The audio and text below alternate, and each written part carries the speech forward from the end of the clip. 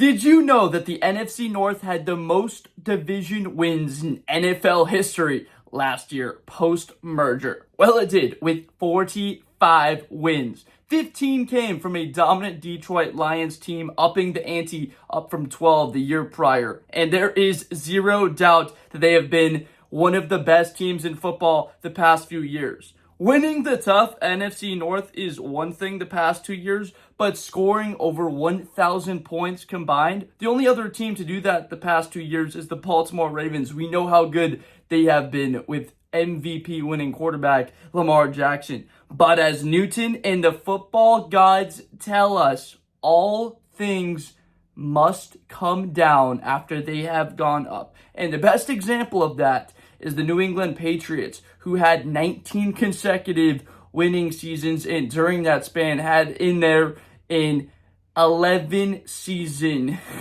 division winning streak. Unbelievable.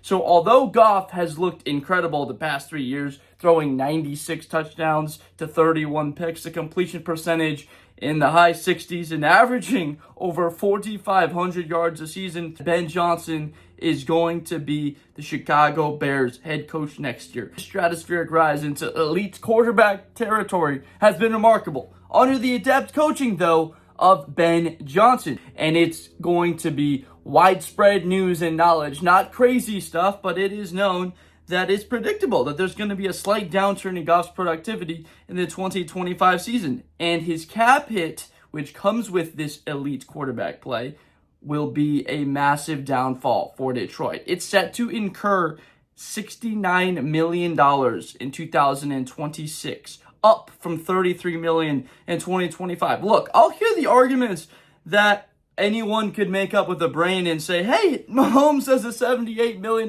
cap hit in 2026. Jackson has a $75 million cap hit, and Josh Allen will even be $56 million against the cap. And look, you're right, but you need to hear the next part of this out because it is truly startling. None of those teams in KC, Baltimore, Buffalo have a wide receiver in the terms of an Amon-Ra St. Brown. No one's going to doubt that. I mean, few do in the NFL. He's undoubtedly been a top 5 wideout in football the past few years, piling 28 touchdowns on the board, nearly 4,000 yards receiving. Also, he's got the incredibly cheap price tag of $15 million this year on the 5th-year option, but that number jumps up to $33 million in 2026. Comparatively, Zay Flowers from Baltimore, $4.5 million. Josh Palmer for Buffalo, $12 million. Xavier Worthy for Kansas City, $4 million. You could say, well, hey, look, that's the cost of having one of the best quarterback and wideout duos in the NFL. I agree with you, but I'm not done yet, folks. Penei Sewell, the Lions' all-world right tackle, well, he's a $9.5 million hit that balloons to 28 next year. And stud defensive lineman Aidan McNeil, who has a measly $6.8 million figure, that jumps out of this planet to $29 million in 2026. $159 million doled out to 4 players. We can realistically wager that the salary cap will jump somewhere from $280 million to about $300 next year. So that means over half of the Lions' money is going to 4 players. And before I start hearing about the young talent and how they've drafted so well, I've also got a rebuttal to that as well. Brian Branch, the star safety, is due a massive bill, and so is Kirby Joseph, who led the league in takeaways last year. With this team and beyond 2026, I am not stopping there. In 2026, Hutchinson and Jameson Williams will be on their 5th-year deals, meaning they're going to have been paid by that point, or they will have to be incredibly soon. The next year, Jahmyr Gibbs and Sam LaPorta are up because Gibbs is going to be playing out his rookie deal with that luxurious 5th-year option, and then, of course, how productive LaPorta has been for Detroit. A little bit of a down year, though, last year. All of this is meant to say, though, that Detroit will not be able to keep their superstar, studded, loaded roster intact beyond the 2026 season. I can't remember historically, after researching this, where I've seen that many premier players like Hutchinson, Williams, Branch, Joseph being lumped into what will be a ridiculous spree of contracts and money allocated. It's the ultimate blessing turning into a curse. I mean, a truly incredible 2022 NFL draft where they were able to take all of those quality players that pulled Detroit fully from out of the dumps, a 3-13 season in 2021 to 9-8 in 2022, and then again 12-5 to 15-2, and a top 3 roster in the NFL. Look, the Lions are true contenders once again this year. And unless another team in the NFC North is able to surface as a legit threat to stop them and put enough points up on the board to do it, then this team is a thoroughbred to bet on in 2025 to be a Super Bowl contender. Top 3 in the NFL, absolutely once again. The biggest threat to the Eagles, and outside of Kansas City in the AFC, there's Buffalo and Baltimore, but I would put those teams behind Detroit.